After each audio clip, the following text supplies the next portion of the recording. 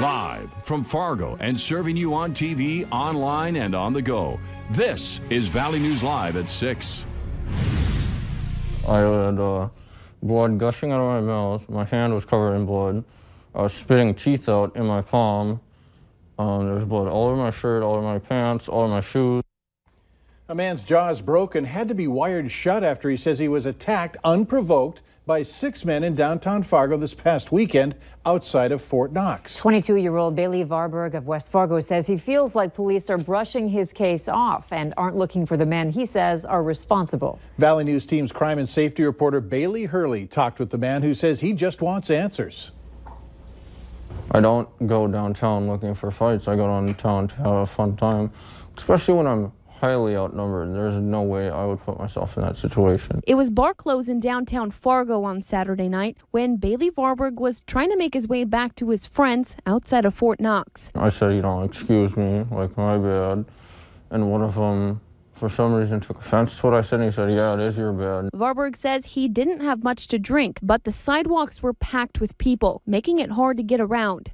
They all got up in my face and kind of started talking crap, and I was just a little bit startled. I didn't understand what was going on. He says 6 men circled around him and pinned him up against some cars. As I was turned calling for help, I was punched on the right side. I had blood gushing out of my mouth. My hand was covered in blood.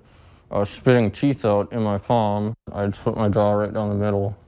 So I was given 4 screws in my mouth, and then those are all wired together, and then there's a metal plate in the bottom of my jaw. Varberg says while in the hospital, he made a report with Fargo police, but felt like they didn't care. I feel like they see it as, oh, some drunk kid was being an idiot picking fights downtown. He kind of got what he deserves, which isn't the case at all. I reached out to police today, and all they told me was that an officer is following up on it. I also reached out to Fort Knox and other businesses nearby for surveillance video of the incident, but didn't hear back from anyone. If it continues to go at this route, people continue to get away with these things. They're going to continue to happen.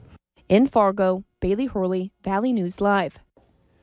Varberg's jaw will be wired shut for at least another week. He also needs another surgery and says he won't be fully healed for at least 6 more weeks. He describes his attackers as men with dark and tan skin complexions, dark hair, medium builds, between 5'9" and 6'1" in height. If you have any information regarding this case, contact Fargo Police. The phone number is there on your screen, 701-235-4493. Breaking news this evening, the Beltrami County Sheriff's Office confirms that a woman's body was pulled out of a lake in Bemidji this afternoon. Authorities received a 911 call about an object in Lake Bemidji near the Bemidji Tourist Information Center that looked like it could be a body. Emergency crews responded to the scene and recovered the body of a female. The body was taken to the Beltrami County Coroner's Office for an autopsy and also identification. Big day for the Grand Forks Air Force Base as it welcomed Vice President Mike Pence. He was there talking about tariff impacts to North Dakota agriculture, as well as campaigning for Congressman Kevin Cramer, who of course is challenging U.S. Senator Heidi Heitkamp for her seat. Valley News Team's Melanie Palmer is in Grand Forks covering the event, and she joins us live now with more. Melanie? Mike, Andrea, we're here at the Grand Forks Air Force Base where Vice President Mike Pence just finished speaking to a couple dozen airmen along with military personnel. During his remarks, he expressed his thankfulness and gratitude towards all servicemen and women. He also talked about the success of this base, specifically with the Global Hawk mission and the critical role it plays in national security. I can tell you these leaders are all tireless advocates of the mission and the airmen of Grand Forks. And standing here today, I can see the confidence in your faces. And I want to assure you that we're all truly grateful that you literally are the eyes and ears of America's warfighters across the globe every day. Our nation is safer because of the diligent 24/7 work of the warriors of the North. Now, before Pence's remarks tonight, we spoke to a couple airmen here at the base who told us about their excitement to have the vice president here on the base and also to be acknowledged by someone in that position. In Grand Forks, Melanie Palmer, Valley News Live. All right, thank you, Melanie. We have the full speech for you online. Just head over to valleynewslive.com for that. Couple of sprinkles, but nothing more this afternoon. In fact, it was a nice day to stand on the roof of our TV station so we could see the Blue Angels come to Fargo. After that, or shortly after that, Hutch split for the backyard barbecue, and that's where he is right now. Hutch? Somewhere, Mike. I got to tell you, though, the weather's been just beautiful across the valley. We are talking about a few clouds passing over, but the showers have remained at bay here in South Moorhead.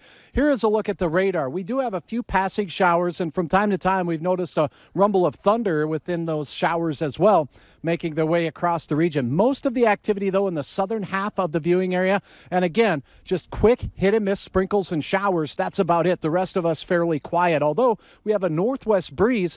And if you haven't noticed, temperatures today have been significantly cooler indeed. Here's your planner for Fargo Moorhead. Temperatures will quickly be in the 60s, and that's where we'll stay for most of the evening hours. But after sunset, the wind should start to taper off a little bit, and we'll enjoy some partial clearing. So we look in Grand Forks, likewise, temperatures slipping down, maybe even into the upper 50s by bedtime. And all in all, it looks pretty quiet for the overnight hours with the showers diminishing. All right, we are here with Doug Engstrom. And Doug, I got to ask you a little bit. Thank you for your hospitality. What a group of folks you got here. Where'd you sign up to win? Moorhead Cash-wise. Okay, and how was everything? Oh, it was absolutely wonderful. It's so nice to have family and friends over and have is, supper made for you. Yeah, it's kind of fun. I can get used to this. And, oh, hey, how about these two over here? What is your name, young man? Nolan. Nolan, okay. How was everything? What did you have? I had a hot dog.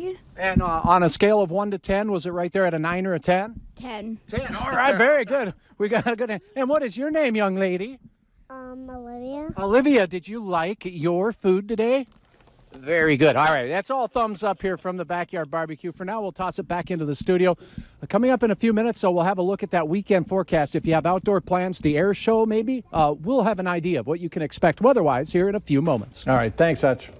Police have released new video of one of the suspects they say was involved in the armed robbery of a South Fargo hotel early this morning. This video shows one suspect searching the drawers behind the hotel counter at the Grand Inn. He was able to get away with a small amount of cash. Police are still looking for the two men. Officers were called to the hotel around midnight, where two people wearing masks entered the lobby and threatened an employee. Police are asking anyone with information to call them right away. No one was hurt after a train collided with a vehicle near Castleton this morning. Officials say a BNSF train struck a trailer being towed by a vehicle at a rural railroad crossing. The 49-year-old driver of the vehicle was given a ticket for care required. West Fargo, Valley City, and Jamestown are among 6 North Dakota cities selected to receive transportation funding through the Department of Transportation's new Urban Grant Program. A total of $9.3 million will be awarded for projects in 2019 and 2020. The program focuses on transportation improvements to directly support a community's urban core and central business district. It is also intended to complement other programs administered by other state agencies. A total of 17 projects were submitted for the program, including a $2.3 million project on Cheyenne Street from Main Avenue to 7th Avenue in West Fargo. Urban Grant Program funding is limited to communities with a population of 5,000 or greater. Big news from Sanford Health, which announced today a $200 million expansion project. The plan is to build a new heart and vascular center close to the hospital. It's expected to go up in 2 to 3 years. Sanford says it also wants to grow current services at the Broadway and South University locations. As you're seeing their renderings of what South University could look like after some major expansions. Their investments are expected to bring in more than 200 doctors and hundreds of nurses to the city. Later on Valley News Live at 6, more areas are testing positive for West Nile virus. What you can do to protect yourself and your loved ones. Some helpful tips for parking if you're planning on going to WeFest this year.